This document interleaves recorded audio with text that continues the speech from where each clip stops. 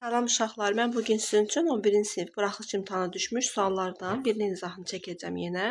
Deməli 82-ci sualda. 82-ci sualda bizə deyir ki, alfa və beta uyğun tərəfləri paralel olan müxtəlif adlı bucaqlar. Uyğun tərəfləri paralel olan müxtəlif adlı bucaqların cəminin 180 olduğunu biz bilirik.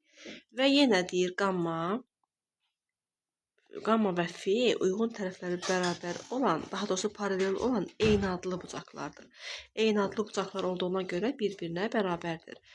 Və finin, deməli, daha doğrusu qammanın betadan 20% az olduğunu deyir. Yəni qamma bərabərdir 0,8 alfaya. Betanın isə finin isə daha doğrusu fi bucağının betadan deməli 20% çox olduğunu deyir. Yəni beta 1,2 betaya bərabərdir fi bucağı. Və biz buradan bilirik ki, alfa ilə beta ilə qamma, daha doğrusu fi ilə qamma bucaqları bir-birinə bərabərdir. Yəni mən buradan yazacağam ki, 0,8 alfa bərabərdir 1,2 betaya. Buradan hər tərəfi 10-a vursam 8 alfa bərabərdir 12 betaya. Hər tərəfi 4-ə bölsəm, deməli 2 alfa bərabərdir 3 betaya.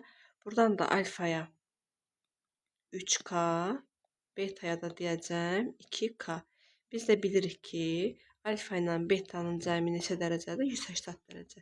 Yəni 3k plus 2k bərabərdir 180 dərəcə.